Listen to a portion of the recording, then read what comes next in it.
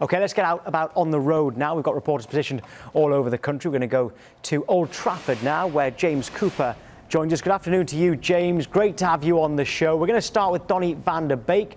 This looks like it could be a done deal soon.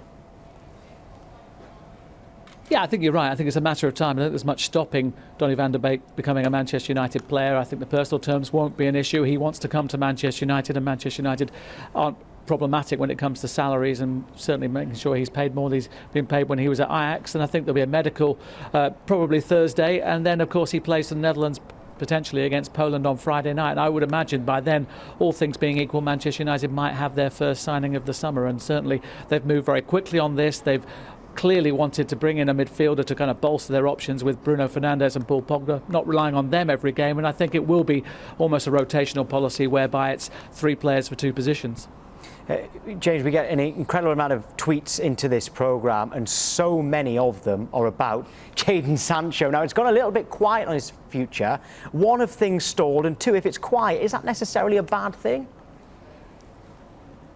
No, I don't think it is, and I think the important thing also is to say that Manchester United fans are delighted that they've got a signing through the door when other clubs are being busy. So I think that kind of takes the heat, if you like, off Ole Gunnar Solskjaer and off Ed Woodward. But I think it's ongoing. You know, there's no doubt about it. I've spoken to people inside Old Trafford, and Jadon Sancho remains the number 1 target this summer. But I think it will go on and on and on. And I've said it before, I don't see Manchester United writing a €100 million, £100 million cheque and saying, there you are, to Borussia Dortmund. I think it has to be a really carefully sorted out deal. And I think that's why there are problems here. I think there's also a feeling that Jadon Sancho wants to come to Manchester United, so I think there is the will there, and I think United will push it and push it and push it. But on top of that, I think they're also looking to fill their other quota, which I think will be to bring in a centre-back to put pressure on the likes of Harry Maguire and Victor Lindelof and Eric Bailly, to bring someone in who could potentially be a first-team starter for Manchester United.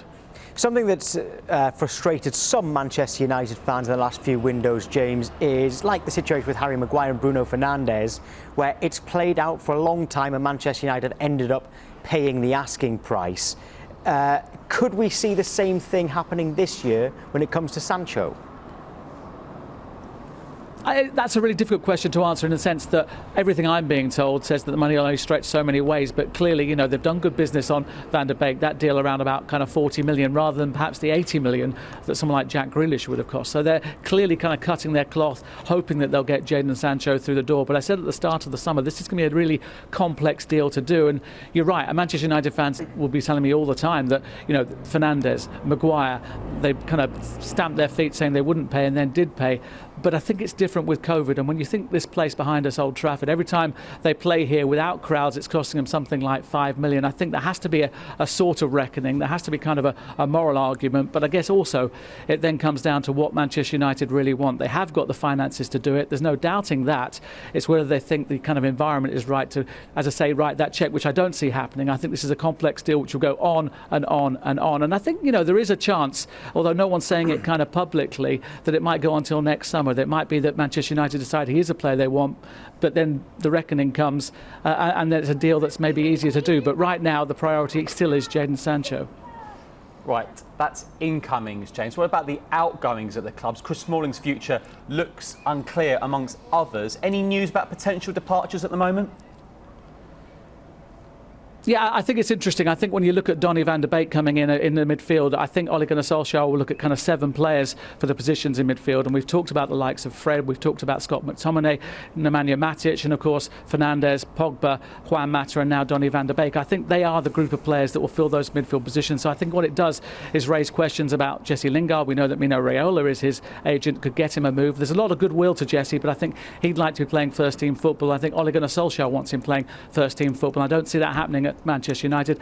Likewise, Andreas Pereira, who's had opportunities but perhaps not taken them. So I think huge question marks against them. And I think Chris Smalling is an interesting thing, and I've spoken to people connected with the player. Nothing's changed as far as kind of Roma's pursuit of him. They would still like him, but nothing has moved on that. And I think Manchester United are looking for that centre-back, which then perhaps allows them to let Chris Smalling go. I think at the moment not bringing someone in probably means it's more likely that he has to stay. But I think if they bring a centre-back in, I think they will look kind of at it, and I think Chris Smalling again would like to be playing first team football. He was a big success at Roma. I went over and saw him. He loved his life there, and I think he'd like to go back to that. But right now, with Manchester United trying to do various bits of business here, there and everywhere, I think his future is probably connected with somebody else coming in to put pressure on those places of Harry Maguire and Victor Lindelof. James, we can see that you're outside Old Trafford, but we couldn't possibly not discuss the biggest story of all at the moment, Lionel Messi, of course. What is the feeling around Manchester at the moment and him being linked with a move to Manchester City?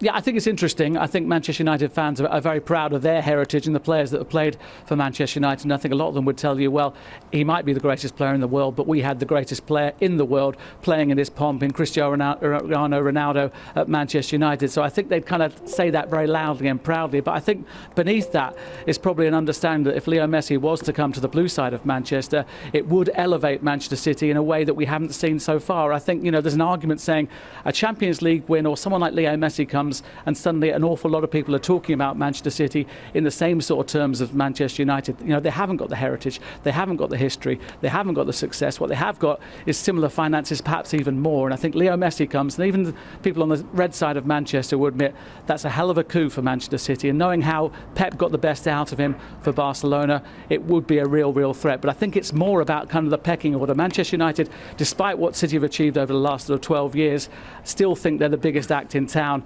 Leo Messi's arrival, I think, puts them perhaps on level pegging. Maybe there's an argument to say that gives Manchester City worldwide profile, the likes of Manchester United would only dream of. But I think that's in terms of shirt sales, in terms of people coming to Manchester City, the kind of fair weather friends that we see plenty of at Manchester United. We don't see so many at the Etihad Stadium. I think that would change if Messi comes to the blue side of Manchester.